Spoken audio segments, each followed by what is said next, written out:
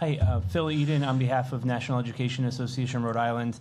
I'm actually going to read a statement tonight from one of our members, Kerri Sloat, who has been teaching for 33 years, and she can't be here because she's working her second job to pay the bills. But she was here last week at our lobby day with about 150 other members, and I'm sure you saw a lot of them out on the chamber floor. To the members of the House Finance Committee, my name is Kerri Sloat. I'm an educator in the Bristol-Warren Regional School District. I have 33 years of service and 31 years vested in the Rhode Island retirement system. I write this letter in support of any bill that aims to meaningfully improve the retirement security of educators and state workers, specifically bills that lower the age of eligibility and reinstate a meaningful cost of living adjustment. I appreciate your time as I share the perspective of an educator. For more than a decade, educators have waited for reforms to counteract the damaging effects of the Rhode Island Retirement Securities Act of 2011.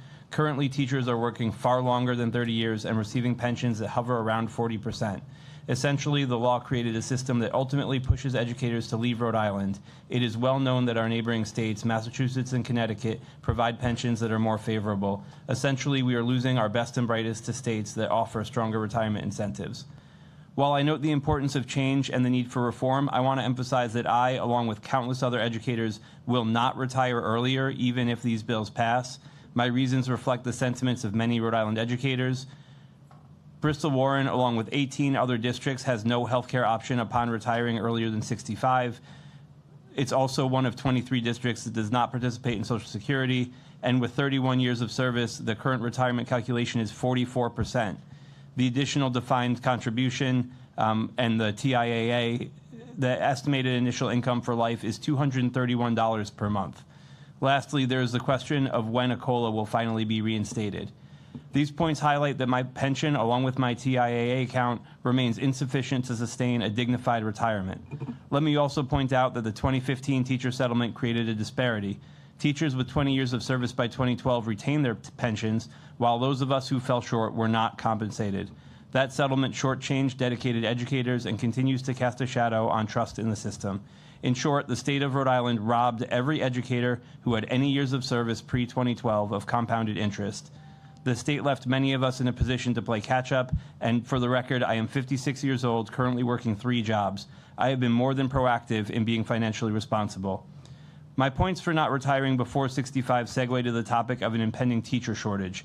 I believe this fear-mongering started here in the State House. I doubt there is data to support this. It is an excuse to not move forward, and it is counterproductive to change.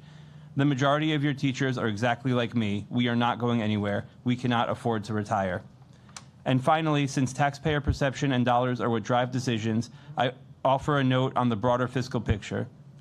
The former pension system, which allowed retirement based on years of service rather than age of eligibility alone, acted as a check and balance for communities.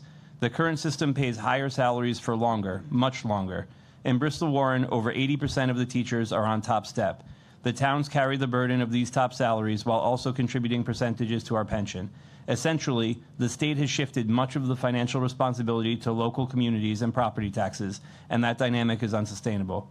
Rhode Island cannot afford to continue balancing its retirement system on the backs of its teachers and state workers. We cannot expect the towns to carry such financial burdens when trying to balance their budgets. It is time to support your educators, to implement bills that strengthen the profession and improve the state and town's ability to recruit and retain high-quality teachers. This committee's leadership is vital in addressing injustices and implementing change. Sincerely, Kerri Sloat, educator in the Bristol-Warren Regional School District. Thank you all for your time. She did a good job timing that, huh? Wow, look at that. Thank you, Phil.